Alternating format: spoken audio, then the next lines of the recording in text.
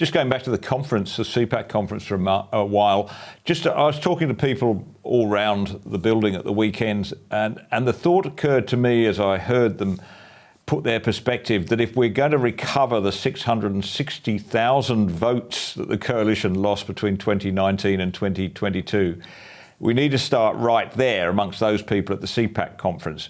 I got the firm impression that the coalition lost many of them because of the trauma of COVID-19 generally, whether it's people who lost their businesses, lost their jobs because they chose not to be vaccinated, who kept from loved ones, in some cases lost family and friends to illnesses that they linked to the vaccines.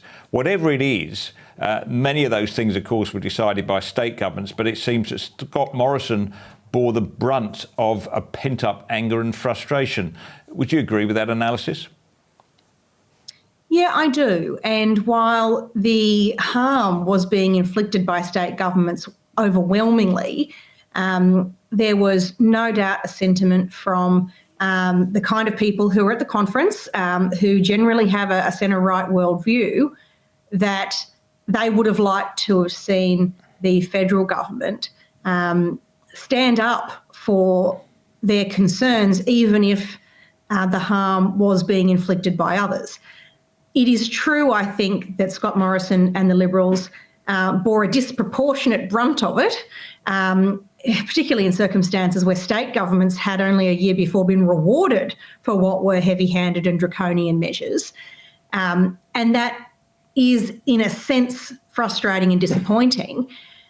But it also, I think, is an important thing on which to reflect, because while there's been lots of talk from the commentariat about the influence of the Teals in the election result, and the influence of some of those more climate and federal ICAC type issues in dragging people away from the Liberals to the left, there was also a very significant movement of people on the Conservative side away from the Liberal Party because of their disappointment over these issues, and also around some of the biggest spending issues that had accompanied some of the COVID measures. We need to acknowledge the impact of COVID on both sides, I think, to truly understand the way forward and to ensure that the next election result doesn't take that right flank for granted, even as it tries to earn back the respect of those who wanted to the Teals. Well, judging from our experience of the weekend, you'd be very foolish to take them for granted. They're good people. Many of them voted for One Nation, UAP, Liberal Dems, but, they're essentially Conservatives, and the largest Conservative party in the country, the Liberal Party, should be able to find a home for them, I think, don't you think?